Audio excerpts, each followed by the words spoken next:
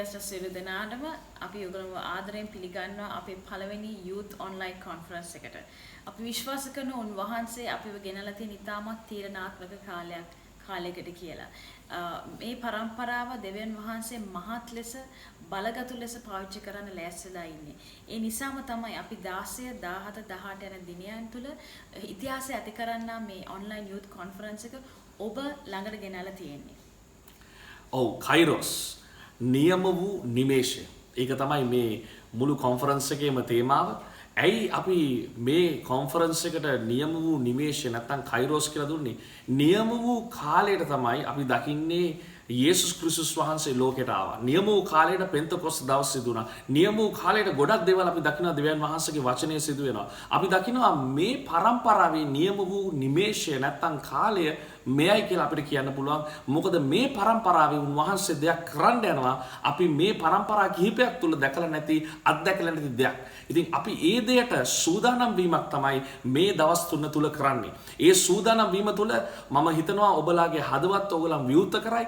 ඒ වගේම මේ ආభాෂණයන්, ඒ වගේම මේ ලබා ගන්නා වූ දෙවියන් වහන්සේගේ වචනයෙන්, දෙවියන් වහන්සේගේ දාසයෙන් ලබා ගන්න දේවල් ඔබගේ ජීවිතයේ යම්කිසි ආකාරයක කැළඹීමක්, කැළැත්වීමක් ආත්මික තලයේ කරයි කියලා මම විශ්වාස කරනවා. ඉතින් අපි කියනවා දැන් සිටම ඔබගේ හදවත විවෘත කරන්න, උන්වහන්සේගේ වචනයට ලෑස්ති වෙන්න, ඔබ විශ්වාස කරන්න. ඔබගේ කයිරොස් නියම වූ නිමේෂය මෙයයි. ඉතින් මේකට සූදානම් වන්නේ කොහොමද කියලා අපි අද කතා බහ කරන්න යනවා. ආමෙන්. දෙවියන් වහන්සේගේ වචනේ ජොෂුවාගේ කතන්දරේ කියනවා පළවෙනි පරිච්ඡේදෙම කියනවා මෝසස්ගේ මරණයෙන් පස්සේ දෙවියන් වහන්සේ යොෂුවට ලොකු කාර්යභාරයක් කරන්න ඕව ලෑස්ති කරනවා. මෝසස්ගේ මරණයෙන් පස්සේ යොෂුවට උන්වහන්සේ අනක් දෙනවා. කියනවා දැන් මේ කාලයේදී නැගිටින්න, මේ කාලයේදී දැන් ඔයගොල්ලෝ විලාප දීලා ඉවරයි මෝසස්ගේ මරණය නිසා. ඒ විලාප දුන්නාට පස්සේ ඒ අතීතය අමතක කළා. දැන් මේ උන්වහන්සේ කරන්නව අලුත් දෙයට මූණ පාන්න ලෑස්ති වෙන්න කියලා දෙවියන් වහන්සේ යොෂුවට ඉතාමත් පැහැදිලි අනක් දෙනවා. ඒ අන පරිදි යොෂුවට කිසිම සූදානමක් තිබ්බේ නැහැ උන්වහන්සේ මේක කියනකොට. ඒත් උන්වහන්සේ ඔහුට නිතර කිව්වා බය නොවන්න. බිය තමයි යොෂුව විශේෂයෙන් ඔහුගේ ඒ ඉදිරි තියෙන සැලැස්ම, උන්වහන්සේගේ සැලැස්මට ඔහුට බාධකයක් විදිහට තිබ්බේ. යොෂුවට මහත් වූ බියක් තිබ්බා. ඒත් උන්වහන්සේ කිව්වා යොෂුවට නැවතත් බිය නොවන්න, මම ඔබත් සමග ඉන්නවා. මම ඔබගේ පෙරටුව යනවා. මම ඔබව තනි කරන්නේ නැහැ. ඔබට අවශ්‍ය හැම දෙයක්ම, අවශ්‍ය හැම ආශිර්වාදයක්ම මම ඔයගොල්ලන් ඉදිරියේ තියනවා කියලා උන්වහන්සේ නිතර යොෂුවට සඳහන් කරා. ඉතින් අපි දකිනවා පළවෙනි කාරණාව මේ නියම වූ නිමේෂයට ඇතුල් වෙනවා නම් අපේ බයට අපි මුහුණ දෙන්න ඕනේ. අපි බයට මුහුණ දෙන්න ඕනේ, බයට කතා කරන්න ඕනේ. දැන් දෙවියන් වහන්සේ මෙතන කතා කරලා කියනවා යොෂුවට බිය නොවන්න. දැන් අපි කවුරුත් බය වෙනවා. දැන් මේ ඉන්න කාලේ ගොඩක් කට්ටිය බය වෙලා ඉන්නේ. අපි සමහරලාට ගෙදරකට හරි යන්න බයයි, සාප්පුවකට යන්න බයයි, ගෙදරින් එළියට බහින්න බයයි, බහින්නත් එපා කියලා අපි කියනවා. නමුත් ගොඩක් බයක් තියෙනවා. අපි බය කියන දේ අපේ ආත්මයක් ලෙස ඇවිල්ලා සැරිසරන කාලෙක අපි ඒ බය දුකමේ ආත්මේ යටතට එන්න ඕනේ නැහැ. මොකද උන්වහන්සේ අපිට බය දුකමේ ආත්මයක් නෙවෙයි දීලා තියෙන්නේ. උන්වහන්සේ අපිට දීලා තියෙන්නේ බලය, ප්‍රේමය සහ හික්මවීමේ ආත්මයක්. ඉතින් දැන් අපි ඕනේ කෙනෙක් බය වෙනවා. මම කලින් කිව්වා වගේ මමත් බය වෙනවා කියලා බය වෙනවා. එකපාරට කරුවල ස්ථානයකින් යද්දි බල්ලෙක් එකපාරට පැන්න නම් එහෙම අපි බය වෙනවා. ඉතින් කියනවා බයක් එකපාරට බය වුණා කියලා අපිට බය දුකමේ ආත්මයක් නැහැ. නමුත් අපි නිතර හැම දෙයකටම බයෙන් ජීවත් වෙනවා නම් ඒ බය දුකමේ ආත්මයක් තියෙන ස්ථානයක්. ඉතින් මම කැමති දැන් මෙතන අහගෙන ඉන්න හැම එක්කනටම කියන්න ඔබට උන්වහන්සේ දීලා තියෙන්නේ බය දුක්ඛමේ ආත්මයක් නෙවෙයි. බය වෙන්න පුළුවන්. බය වුණාට ඒක ප්‍රශ්නයක් නෑ. ඒ බයෙන් අපිට ගොඩ එන්න පුළුවන්. මොකද උන්වහන්සේ අපිට බය දුක්ඛමේ ආත්මයක් නෙවෙයි දීලා තියෙන්නේ. ඉතින් පළවෙනි කාරණාව අපි මේ නියම වූ නිමේෂයට ඇතුල් වෙනවා නම් අපේ බයට අපි මුහුණ දෙන්න ඕනේ. යොෂුවට සිදු වුණා ඒ බයට මුහුණ දෙන්න. කියලට සිදු වුණා ඇයගේ ජීවිතයේ යම්කිසි අවස්ථාවල ඇයගේ බයවල් වලට මුහුණ දෙන්න. හරි නේද කියලා? ඔව් අවුරුදු 19 වෙනකොට මගේ දෙමාපියන් දෙන්නම මට අහිමි වුණා රෝගාතුරව ඉන්න නිසා ඒගොල්ලන්ගේ ජීවිත අහිමි වුණා. ඒ අවුරුදු 19 ට පස්සේ මගේ ජීවිතයේ ලොකු බියක් එන්න පටන් ගත්තා. මගේ අනාගතය කොහොමද වෙන්න යන්නේ? මාව බලාගන්න ඉන්නේ කවුද? මගේ දැන් ඉදිරි ජීවිතයේදී මම කොහොමද ගෙවන්න යන්නේ කියන ලොකු බියක් මාව පාලනය කරන්න පටන් ගත්තා. හැමතිස්සෙම මම හිටියේ මමත් දැන් මැරෙන්න යනවා. මගේ ළඟ ඉන්න යාළුවෝ නෑදෑයෝ ඒගොල්ලන්වත් මැරෙන්න යනවා කියලා හැම විටම මම බියෙන් තමයි ජීවත් වුනේ. ඒත් ඒ බියෙන් ගොඩ එන්න උන්වහන්සේ මට උන්වහන්සේගේ වචනයෙන් උන්වහන්සේගේ සත්‍ය මට ගොඩක් උදව් වුණා. උන්වහන්සේ දිගින් දිගටම කිව්වේ නැහැ බය නොවන්න. යොෂුවට කිව්වා වගේ බය නොවන්න. මම ඔවත් සමගයි. අම්මා තාත්තා දාලා ගියත් මම ඔවත් සමගයි. බය නොවන්න. ඔබේ අනාගතය මගේ අතේ තියෙන කියලා දෙවියන් වහන්සේ නිතර ඔහුගේ සත්‍ය මගේ ජීවිතේ කතා කරන්න පටන් ගත්තා. මගේ වටේ නායකයන් දැම්මා. ඉතාමත් හොඳ යහළුවන් දැම්මම දෙවියන් වහන්සේගේ මාර්ගේ යන්න උන්වහන්සේගේ වචනේ සත්‍ය සමග සටන් කරන්න උදව් කරන්න නායකයන් මගේ ජීවිතේ දාන්න පටන් ගත්තා. ඒ නිසා මට මේ බයෙන් ජයග්‍රහණය කරලා මේ ඉදිරියේ මගේ අනාගතයට මුහුණ දෙන්න උන්වහන්සේ මට ඉතාමත් ලොකු ශක්තියක් ලබා දුන්නා. ඉතින් අපි දකිනවා බයට අපි මුහුණ දෙන්න ඕනේ. දැන් කියලා කියපු කතාවෙම අපි දකිනවා කොතරම් ආකාරයේ බය අපිට කතා කරනවාද කියලා. දැන් ඔබ අහගෙන ඉද්දි මේ දේ ඔබ දන්නවා ඔබ සටන් කරන බය මොනවද කියලා. මේ වගේ කාලයක් තුලින් අපි යද්දී ලෝකයේ මේ වගේ ලොක්ඩවුන් එකක් තුලින් යද්දී මේ වගේ වසංගතයක් ඇවිල්ලා මුළු ලෝකෙටම මේ ආකාරයට දෙයක් සිදු වෙලා නැහැ අපේ ජීවිත කාලේ. නමුත් මේක අලුත් දෙයක්. මේ අලුත් කාලය තුල අලුත් බයවල් එනවා. අපිට අනාගතය කොහොමද? අපිට මිල මුදල් කොහොමද? සමහරලාට ඔයගලන්ගේ බිස්නස් වහලා දාලා වෙන්නේ නැති.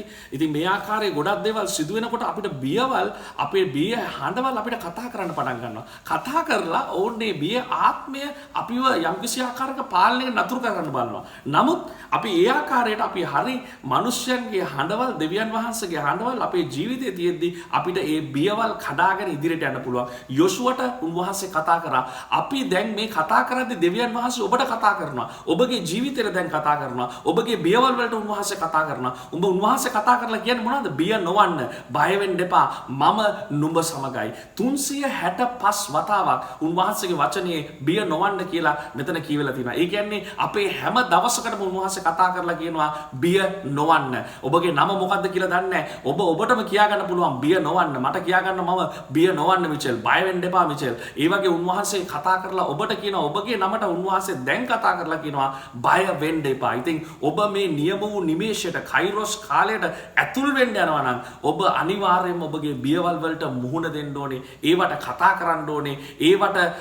ඒවා ඔබ අල්ලගන්න ඉඩ දෙන්න අරකයි. ඔබ ඒ වගේ ගැලවෙලා ඔබ ඉදිරියට යන්න ඕනේ. ඔබ මේ දේ තුලින් ජයග්‍රහණය ලබා ගන්නවාමයි. ඉතින් මම ඒ දේ කියන්න කැමතියි. ඒක තමයි පළවෙනි කාරණාව.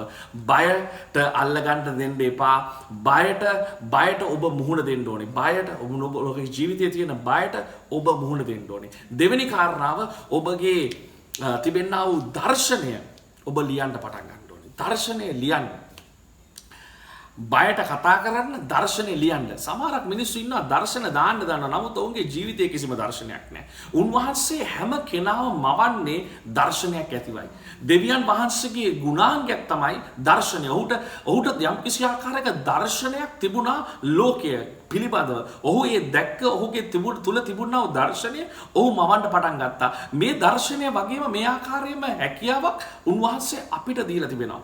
අපිට දීලා තිබෙනවා හැකියාවක් මේ ලෝකයේ යම්කිසි ආකාරයක ප්‍රශ්නයකට පිළිතුරු ගේන්න. ඔබ ඒ ලෝකයේ තිබෙන යම්කිසි ප්‍රශ්නයකට පිළිතුරක්. යේසුස් වහන්සේ මේ ලෝකයේ පව් කියන ප්‍රශ්නයට පිළිතුරක් ලෙස ලෝකයට පැමිණියා.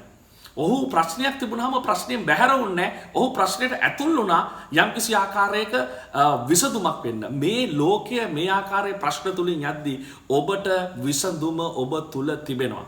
අපි ඉන්නේ ගැලවීම ලැබලා ස්වර්ගයට යන්න බලාගෙන නෙවෙයි. අපි ඉන්නේ ගැලවීම ලැබලා ස්වර්ගයේ තියෙන දේවල් පොළොව තලයට ගෙන එන මිනිසයන් බවට පත් වෙන්න. අන්ධකාරයේ පවතින ස්ථානයට ආලෝකය අවශ්‍යයි. ඔබ ඒ ආලෝකයේ කොටසක්. ඉතින් ඔබ දර්ශනයක් තියෙනවා මම අවුරුදු 19 දී මට මතකයි මම පූර්ණ කාලීන සේවයට ඇතුල් වෙන්න යද්දී යම්කිසි ආකාරයක මිනිස්සුන් ඇවිල්ලා ගොඩක් වෙලාවට කිව්වා ඔයාට බිස්නස් ස්කූල් යන්න පුළුවන්, ඔයාට යුනිවර්සිටි යන්න පුළුවන්, කැම්පස් යන්න පුළුවන්, ඔයාට ඒ දෙකයි බී එකක් තියෙනවා, ඔයාට අනාගතයේ මේ ගොඩක් දේවල් කරන්න පුළුවන්. නමුත් උන්වහන්සේ මගේ ඇතුළාන්තයේ දර්ශනයක් දැම්මා මේ ලෝකයේ තරුණ තරුණයන්ට සේවය කරන්න මම නුඹ තුල දර්ශනයක් දානවා. මම ඒ දේ අල්ලගත්තා. අවුරුදු 17ක කාලය තුල මම දැකලා තියෙනවා දහස් ගණන් තරුණ තරුණීන් ලෝකයේ විවිධ රටවල් වල උන්වහන්සේගේ ආත්මයෙන් පිරලා උන්වහන්සේගේ දර්ශනය කරා යනවා දකින්න මට හැකියාව ලැබුණේ. ඇයි?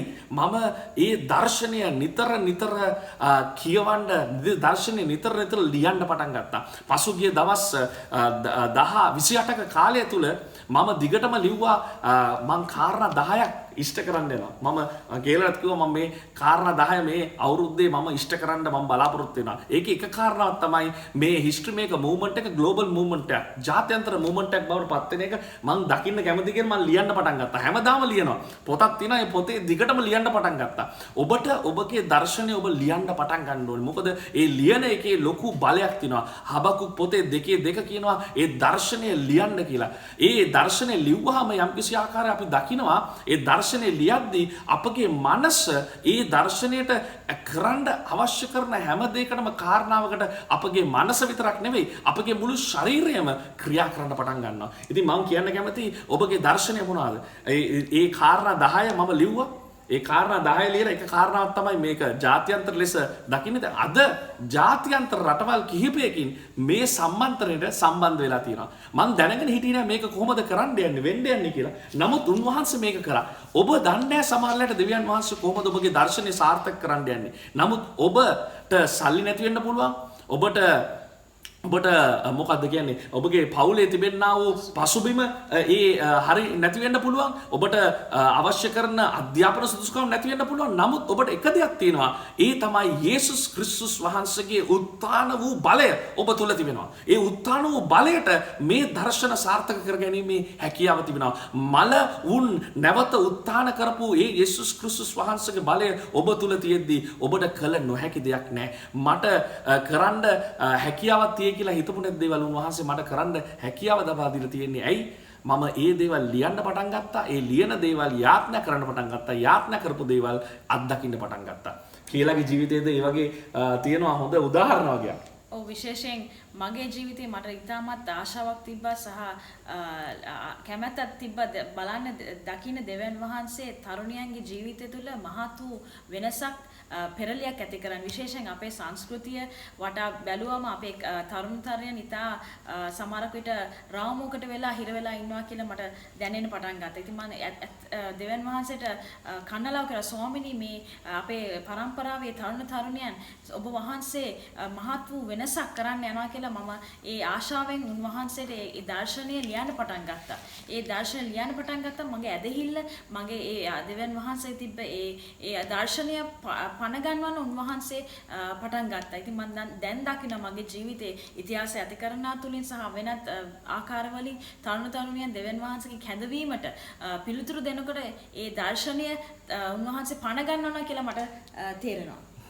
ඔව් මං හිතන්නේ කියලාට කතා කරන්න පුළුවන් මෙතන අහුම්කම් දෙන සමහරක් තරුණ තරුණින්ට ඔබට මොනවද කියන්න තියෙන්නේ කියලා. ඔව් විශේෂයෙන් මම කැමති කියන්නේ තරුණ තරුණියන්ට ඔයගොල්ලෝගේ අතීතය බලපාන්නේ දෙවියන් වහන්සේ ඔයගොල්ලන් තියෙන කැඳවීමට. උන්වහන්සේ ඔයගොල්ලන්ව මහත් වූ දෙයකට කැඳවලා තියෙනවා. ඔයගොල්ලන්ගේ අතීතය, ඔයගොල්ලන්ගේ ආර්ථික පසුබිම, ඔයගොල්ලන්ගේ පෞල් පසුබිම ඒකට බලපාන්නේ නැහැ. උන්වහන්සේ ඔයගොල්ලන් කොතන පසුබිමකින් ආවත් කොතරම් ආර්ථික පසුබෑම් වලින් ආවත් උන්වහන්සේ මහත් වූ දෙයක් ඔයගොල්ලන් තුරින් කරන්න ලෑස්ති වෙනවා. ඒ නිසා ලෑස්ති වෙන්න, බය වෙන්න එපා. මිනිස්සු කියලා තියෙන දේවල් අහන්න යන්න එපා. උන්වහන්සේ ඔයගොල්ලන් ගැන කියන දේ විතරක් අහලා උන්වහන්සේගේ කැඳවීමට පිළිතුරු දෙන්න ලෑස්ති වෙන්න. මොකද මේයි අපේ කාලය. අපේ තරුණ තරුණියන් ලෑස්ති වෙන්න ඕනේ. උන්වහන්සේ මහත් වූ දෙයක් අපේ පරම්පරාව නිදහස් කරන්න යන්නේ ඔයගොල්ලන් තුලින් විතරයි. අපි දකිනවා ලෝකේ තරුණ පරපුර විවිධ දේවල් කරනවා. ඔවුන්ට දෙවියන් වහන්සේ නැතුව ඔවුන් විවිධ ආකාරයේ හිතාගන්න බැරි දේවල් කරනවා යක්ෂයා වෙනුවෙන්. නමුත් අපි දෙවියන් වහන්සේගේ මිනිස්යන් ලෙස, දෙවියන් වහන්සේගේ දූ දරුවන් ලෙස අපිට තිබෙනවා හැකියාවක් ඔවුන්ට වඩා බලපෑමක් ඇති කරන්න, ධනාත්මක බලපෑමක් ඇති කරන්න. ඉතින් මේකට තමයි අපි කතා කරන්නේ. මේකට තමයි අපි කියන්නේ මේ නියම වූ කාලයේ පළවෙනි දේ ඔබගේ බයට ඔබ කතා කරන්න ඕනේ. දෙවෙනි දේ ඔබගේ දර්ශනය ඔබ ලියන්න ඕනේ. තුන්වෙනි කාරණාව තමයි මම විශ්වාස කරනවා තුන්වෙනි කාරණාව අපි දකින්න ඕනේ ශුද්ධාත්මයන් වහන්සේගේ ආභාෂණයක් අපි ලබා ගන්න ඕනේ. අපේ බයට අපි කතා කරන්න ඕනේ. එතකොට අපේ දර්ශනය ලියන්න ඕනේ. ශුද්ධාත්මයන් වහන්සේගේ ආභාෂණයක් අපි ලබන්න ඕනේ. මට මතකයි මම අවුරුදු 9 දී තමයි උන්වහන්සේගේ ශුද්ධාත්ම වහන්සේගේ ආභාෂණයක් මම ලැබුවේ. ඒ ශුද්ධාත්ම වහන්සේගේ ඒ අවුරුදු 9 දී ලැබු අත්දැකීමෙන් පමණක් නෙවෙයි මම මෙතරම් දුර ඇවිල්ලා තියෙන්නේ. ජීවිතයේ විවිධ ස්ථානවල ශුද්ධාත්ම වහන්සේගේ ආභාෂණයෙන් මම ලබලා තිනවා. දැන් ඔබ මේ කතාව අපි කතා කරනකොට ඔබට ආභාෂණයක් ලබා ගන්න පුළුවන්. මේ විවිධ කාලවල අපිට විවිධ ආභාෂණ අවශ්‍යයි. අපි දකිනවා පෙන්තකොස්ත දවසේ ඒ උඩු මහලේ පෙන්තකොස්ත දවසේ අපි දකිනවා මිනිස්යන් රැස් වෙලා ඔවුන් සුද්ධාත්ම ආභාෂණයක් ලැබුවා. ඔවුන් ඒ ගින්නක් ලබලා ඒ ගින්නෙන් එළියට ආවහම ඔවුන් මුළු නගර පරිවර්තනය කරන්න පටන් ගත්තා. ඔවුන් ස්වර්ගයට යන්න විතරක් නෙවෙයි බලාගෙන හිටියේ. ඔවුන් නගර පරිවර්තනය කරන්න බලාගෙන හිටියා. ඉතින් මම මේ කතා කරන්නේ ඔබට නගර පරිවර්තනය කිරීමේ හැකියාව ඔබට ලැබෙන්නේ ශුද්ධාත්ම වහන්සේගේ ආභාෂණය තුලින්. ඔබට කළ නොහැකි දේ ඔබගේ හැකියාවෙන් උන්වහන්සේගේ හැකියාවෙන් කරන්න හැකියාව ලැබෙනවා. පේත්‍රස් බයෙන් හැංගිලා උන්වහන්සේව පාවා දීලා හිටපු මිනිසයා එක රැයක ශුද්ධාත්මයේ ආභාෂණය ලැබුවාම ඔහු නිර්භීතව කතා කරලා මිනිස්යන් ඉදිරියේ කතා කරලා 3000ක් ගැලවීමට ගෙනාවා. කෙතරම් නිර්භීතකමද පොඩ්ඩක් හිතන්න. උන්වහන්සේගේ ආභාෂණය ආවහම අපිට හිතා ගන්න බැරි දේවල් කරන්න උන්වහන්සේ හැකියාව දෙනවා. මම විශ්වාස කරනවා මෙතන මේ අහගෙන ඉන්න කට්ටිය ඉන්නවා ඕගලන් හිතාගෙන ඉඳලා තියෙනවා ඕගලන්ට සමහරක් දේවල් ඕගලන්ට කරන්න බෑ කියලා. මේ කරන්න දේව හැකියාව නැහැ කියලා. ඔබ හිතාගෙන ඉඳලා තියෙනවා. නමුත් මම විශ්වාස කරනවා අද ලබන සුද්ධාත්ම ආභාෂණය තුලින් මේ දවස් 3 ඇතුළත ලබන සුද්ධාත්ම ආභාෂණය තුලින් ඔබට මේ කාලයේදී උන්වහන්සේ කැඳවන දේවල් කරන්න අලුත් හැකියාවක් පන්නරයක් ලැබෙන්න යනවා කියලා මම විශ්වාස කරනවා. ඉතින් සුද්ධාත්ම ආභාෂණ ලැබුණාම අපිට අලුත් හැකියාවක් පමණක් නෙවෙයි එන්නේ. අපිට ඒක තුලින් අපිට අපේ ඇදහිල්ල වර්ධනය වෙනවා. අපේ හැකියාව වර්ධනය වෙනවා. අපිට නිර්මාණාත්මක මේ මනසාකල්පයක් එනවා. ඒ වගේම නිර්මාණාත්මක හැකියාවන් අපිට වර්ධනය වෙන්න පටන් ගන්නවා. නොයෙකුත් දේවල් සිදු වෙනවා මේ සුද්ධාත්ම ආභාෂණය තුලින්. කියලා මොකද්ද හිතන්නේ මේ වගේ සුද්ධාත්ම ආභාෂණයක් තුලින් අපිට මොනවාද අපිට ලැබෙන්නේ? මම හිතන්නේ විශේෂයෙන් අපේ තරුණතරයන්ට කියන්න ඕනේ මේ සුද්ධාත්ම ආභාෂණය මං අත්දැක්කා මගේ නිර්භීතකමක් ආවා. දෙවියන් වහන්සේගෙන් පමණක් එන නිර්භීතයක්. ඒක මිනිස්සුන්ට හොල්ලන්න බැරි, අතීතයට හොල්ලන්න බැරි, ආර්ථික පසුබිමට හොල්ලන්න බැරි නිර්භීතකමක් එන්න යනවා. ඉතින් මම විශ්වාස කරනවා අද මේ දවස් තුනේ සුද්ධාත්ම ආභාෂණය ලබන්න ලෑස්ති වෙනකොට ඔයගොල්ලන්ගේ මේ බාධක විශේෂයෙන් ඔයගොල්ලන්ගේ බියේ ආත්මය කඩාගෙන ගිහිල්ලා උන්වහන්සේ නිර්භීතකමේ ආත්මයක් විදාස් කරන්න ලෑස්ති වෙලා ඉන්නවා. ඔව් අපි විශ්වාස කරනවා දැන් උන්වහන්සේ අලුත් පරම්පරාවක් ඔසවනවා. ඒ පරම්පරාව ඔසවන්නේ මේ වගේ නියම වූ නිමේෂයකට කාලයයි. මේකයි ඒ කාලය. අපි දකිනවා ගෝත්‍ර 12ක් හිටියා. ඉස්රායල් මැදේ ගෝත්‍ර 12ක් හිටියා. ඒ ගෝත්‍ර 12න් එක ගෝත්‍රයකට නම තමයි ඉසකා ගෝත්‍රය. ඒ ඉසකා ගෝත්‍රය දැනගෙන හිටියා ඒ කාලයේදී නියම වූ කාලයට කළ යුතු දේ කුමක්ද කියලා වුන් දැනගෙන හිටියා. මම විශ්වාස කරනවා මේ පරම්පරාව මේ කාලයේදී කළ යුතු දේ දන්න පරම්පරාවක්. ඔවුන් බය වෙන්න යන්නේ මේ කාලේ තමයි අපිට දෙවියන් වහන්සේ දන්නේ නැති මිනිස්යන්ට දෙවියන් වහන්සේ ගැන කතා කරන්න කාලය මේක තමයි. මේ කාලය තමයි අපේ හැකියාවන් තුලින් විවිධ ශාස්ත්‍රවන්ට ගිහිල්ලා බලපෑම් ඇති කරන්නේ. දේශපාලන ශාස්ත්‍රයේ, මාධ්‍ය ශාස්ත්‍රයේ, ව්‍යාපාර ලෝකයේ, ඒ වගේම අධ්‍යාපන ශාස්ත්‍රයේ විවිධ ස්ථානවලට ගිහිල්ලා අපිට බලපෑමක් ඇති කරන්න සුද්ධාත්ම ආභාෂණයක් ලැබෙන කාලය මෙයයි කියලා අපි විශ්වාස කරනවා. ඉතින් මේ සුද්ධාත්ම ආභාෂණය තුලින් ඔබට ඔබට කලින් අත්දකින්න බැරි වුණ දෙයක් ඔබගේ ජීවිතය තුලින් උන්වහන්සේ කරන්න බලාගෙන ඉන්නවා. මම හිතුවේ නෑ මම මේ දේ කරන්න හැකියාව ලැබෙයි කියලා. මම දැනගෙන හිටියේ නෑ මම දේවගතිවරයෙක් වෙයිද කියලාත් මම දැනගෙන හිටියේ නෑ. කියලා හිතාගෙන හිටියේ නෑ තරුණ තරුණියන්ට කතා කරන්න ඇයට හැකියාව ලැබෙයි කියලා. නමුත් අද මේ දේවල් කරන්න පන්නරය ලබා දුන්නේ ඒ සුද්ධාත්ම ආභාෂණය. සුද්ධාත්ම ආභාෂණය ඔබ වෙනස් පුද්ගලයෙක් කරනවා. ඉතින් මේ නියම වූ නිමේෂයට ඇතුළත් වෙන්නේ කොහොමද? පළවෙනි කාරණාව මොනවාද? පළවෙනි කාරණාව තමයි ඔබගේ බයට ඔබ මුහුණ දෙන්න ඕනේ. දෙවෙනි කාරණාව තමයි ඔබගේ දර්ශනය ඔබ ලියන්න ඕනේ. ඔබ දර්ශනයක් නැත්තම් මේක තමයි හොඳම අවස්ථාව ස්වාමිනී. මේ කාලයේදී YouTube, Facebook ගේම් ගහගෙන ඉන්න වෙලාවේ නෙවෙයි. සමහරක් කට්ටිය ඒ දේවල් කර ඉන්නේ. මේ කාලය පාවිච්චි කරන්න උන්වහන්සේගෙන් දර්ශනයක් ඉල්ලන්න. මේ කාලය පාවිච්චි කරන්න උන්වහන්සේගෙන් ආභාෂණයක් ඉල්ලන්න. මොකද මේ කාලය තුලින් යද්දී ගොඩක් කට්ටිය එළියට යන්නේ මානසික පීඩනය.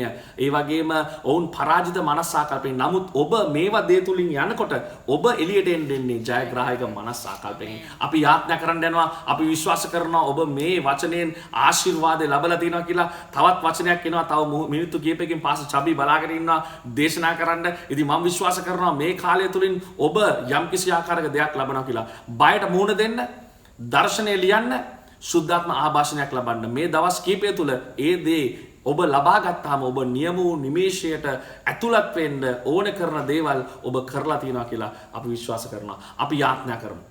ස්වාමීන් වහන්සේ ස්තුති කරන ස්වාමිනී මේ වැඩසටහන විශේෂයෙන් අසා සිටින සෑම තරුණ තරුණියෙක් ඔබ වහන්සේගේ හස්තයට බාර කරනවා. ස්වාමිනී අපි මේ කතා කරපු සෑම වචනයක්ම ස්වාමිනී මේ තරංග තුලින් ඔවුන්ගේ නිවස් වලට ස්වාමිනී ඔවුන් ඉන්න ස්ථාන වලට ඔබ වහන්සේ දැන් නිදහස් කරලා තියෙන නිසා අපි ස්තුති කරනවා. ඔවුන්ගේ හදවත් තුල මහත් වූ පෙරලියක් ඔබ වහන්සේ සූදානම් කරලා පටන් අරගෙන ඉවරයි කියලා අපි ප්‍රකාශ කරනවා ස්වාමිනී. අපි කියන ඔබ වහන්සේගේ සුද්ධාත්ම ආභාෂණය සුද්ධාත්ම බලය දැන් ඔවුන් ඉන්න ස්ථාන වලට නිදහස් කරන්න කියලා අපි ප්‍රකාශ කරනවා ස්වාමිනී. ස්වාමිනී බිය ආත්මය ස්වාමිනී බාධක ඔවුන්ගේ ඉදිරියේ තියෙන බිය ආත්මය බාධකයක් වගේ තියෙන ඒ ආත්මය අපි දැන් යේසුස් වහන්සේගේ නාමයෙන් පෙරලා දමා යේසුස් වහන්සේගේ නාමයෙන් ප්‍රකාශ කරනවා. ඒ බිය ආත්මයට අපි කියන තවත් ඔවුන්ව පාලනය කරන්න බැහැ කියලා ස්වාමිනී. අපි ඔබ වහන්සේගේ නිර්භීතකමේ ආත්මය එඩිතරකමේ ආත්මය නිදහස් කරනවා ස්වාමිනී. අපි කියන ඔබ වහන්සේ ස්වාමිනී මේ පරම්පරාව නිර්භීතකමේ එදිතරකමේ පරම්පරාවක් ඔසවන නිසා අපි ස්තුති කරනවා ස්වාමී. අපි කියන දැනුයි කාලය මෙයයි කාලය ස්වාමී. ඒ එදිතර භවයේ ඒ නිර්භීතකමේ තරුණ තරුණියන් ස්වාමී නොඑක් ස්ථානවල ස්වාමී මේ දේශයේ මේ ලෝකෙ පුරා ස්වාමී මේ අසා සිටින තරුණ තරුණියන් තුළ ඔබ වහන්සේ දැන් අලුත් දෙයක් කරන්න පටන් අරගෙන ඉවරයි කියලා අපි ප්‍රකාශ කරනවා ස්වාමී. ඒ නිසා ඔබ වහන්සේගේ හස්තෙන් මේ සෑම කෙනෙක් බාර කරනවා ස්වාමී. සුද්ධාත්මනේ අපි කියන ඔබ වහන්සේ සුද්ධාත්ම රැල්ලේ ඒ සුද්ධාත්ම බලය ස්වාමීනි නිදහස් කරන්න කියලා අපි ප්‍රකාශ කරනවා ස්වාමීනි. හාලෙලූයා ස්වාමීනි අපි ප්‍රකාශ කරනවා දැන් ඒ සියදිවි නසා ගන්න උත්සාහ කරන ඒ සිතුවිලි තියෙන පුද්ගලයන් අපි කතා කරනවා. ඒ ආත්මය අපි බඳිනවා යේසුස් වහන්සේගේ නාමයෙන්. ඒ වගේම මේ ප්‍රෝග්‍රෑම් එක දැන් ලයිව් බලන මිනිස්යන්ගේ ස්වාමීනි විවිධ ආකාරයක මානසික පීඩනයට ලක් වෙලා ඉන්න ડિප්‍රෙෂන් තුලින් යන මිනිස්යන් අපි කතා කරනවා. අපි ඒ ආත්මය බඳිනවා යේසුස් වහන්සේගේ නාමයෙන්. ඒ වගේම ස්වාමීනි මේ ප්‍රෝග්‍රෑම් එක බලලා සමහර කට්ටිය හිතා ඉන්නවා නෑ අපිට මේක කරන්න බෑ මේක ඕගලන්ට කරන්න පුළුවන් මට නම් කරන්න හැකියාවක් නැහැ කියලා කියන ඒ යක්ෂයාගෙන් එන්නා වූ වදන් අපි සම්පූර්ණයෙන්ම ඒ බොරු සම්පූර්ණයෙන්ම තරවටු කරනවා යේසුස් වහන්සේගේ නාමයෙන්. අපි දැන් කතා කරලා කියනවා යේසුස් වහන්සේගේ නාමයෙන් ඔබ නිර්භීතකමේ ආත්මය නැගිසිටනවා කියලා අපි කියනවා. ඒ වගේම අපි කියනවා දර්ශනයක් නැති මිනිස්සුන්ට දර්ශනයක් ලැබෙන්න යනවා. දර්ශනයක් දැන්ට තියෙන පුද්ගලයන්ට ඔවුන්ගේ දර්ශනය ලොකුවට ව්‍යාප්තයට පත් වෙන්න යනවා කියලා අපි ප්‍රකාශ කරනවා යේසුස් වහන්සේගේ නාමයෙන්. අපි ඒ වගේම යාඥා කරලා ප්‍රකාශ කරනවා සුද්ධාත්ම ආභාෂණය ඔව් දැන් ලබන්න. ඔබ ඇස් දෙක වහලා ඔබ අත් දෙක ඔසවලා ඔබ ඉන්න තැන දැන් මේ ආත්මික ආභාෂණය ඒ සුද්ධාත්ම ආභාෂණය දැන් ලබන්න මම යාඥා කරනවා යේසුස් වහන්සේගේ නාමයෙන්.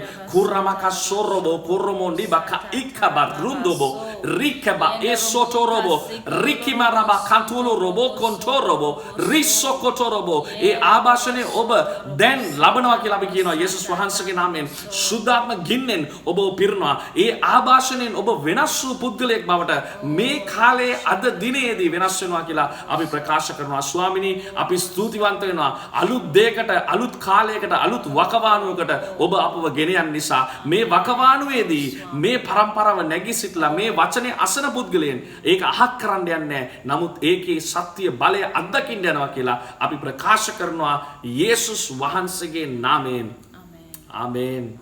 ආමේන්. විශේෂයෙන් මම කියන්න කැමතියි මට සුදාදේ වහන්සේ දැන් හැඟීමක් දැම්මා යම්කිසි තරුණයෙක් ඉන්නවා ඔයගොල්ලෝ හිතනවා දෙවියන් වහන්සේ ඔයගොල්ලෝ අමතක කළා කියලා. ඔයගොල්ලන්ගේ ජීවිතය ඔයගොල්ලන්ට අවශ්‍ය විදිහට දේවල් සිදුුනේ නැහැ. ඔයගොල්ලන්ට හිතපු දේවල් ඔයගොල්ලන් බලාපොරොත්තු නොවිච්ච දේවල් ඔයගොල්ලන්ගේ ජීවිතේට සිදු වුණා. ඒ දෙවියන් වහන්සේ අද මතක් කරනවා උන්වහන්සේගේ දැස් ඔයගොල්ලන්ගේ ජීවිතේ මත තියෙනවා කියලා. උන්වහන්සේ ඔයගොල්ලන්ව අමතක කළා නැහැ. උන්වහන්සේ ඔයගොල්ලන්ව දාලා ගිහිල්ලා නැහැ. උන්වහන්සේ අද මතක් කරනවා උන්වහන්සේ ඔයගොල්ලන්ගේ ජීවිතේ මහත් අලුත් දෙයක් කරන්න ලෑස්ති වෙනවා. ඒ නිසා උන්වහන්සේ අත්හරින්න එපා. මොකද උන්වහන්සේ ඔයගොල්ලන්ව අත්හැරලා නැහැ. උන්වහන්සේ තුලයි ඔයගොල්ලන්ගේ බලාපොරොත්තු. උන්වහන්සේ තුලයි ඔයගොල්ලන්ගේ ජීවිතය වෙනස් වෙන්නේ. ඒ නිසා අද උන්වහන්සේ මතක් කරනවා උන්වහන්සේගේ දරුවන්ව ඒ විශේෂයෙන් යම්කිසි අභියෝග තුලින් ගිය තරුණයන් කීප දෙනෙක් ඉන්න උන්වහන්සේ අද මතක් කරනවා මම ඔයගොල්ලන්ව අමතක කළා නැහැ. මගේ දැස ඔයගොල්ලන් මත තියෙනවා. ඒ නිසා ඔයගොල්ලන්ගේ බලාපොරොත්තු ඔහු මත තියාගන්න කියලා. ආමේන්. ආමේන්.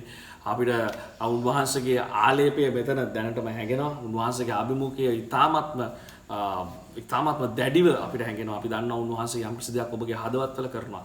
රැඳී සිටින අපිත් එක්ක ඊළඟ වර්ෂිප් සෙට් එකත් එක්ක පාස්ටර් චබි නැවත වතාවක් තව වචනයක් කියන්න බලාගෙන ඉන්නවා. අපි විශ්වාස කරනවා හිස්ටරි මේකර්ස් මේ නියම වූ නිමේෂයයි. God bless you.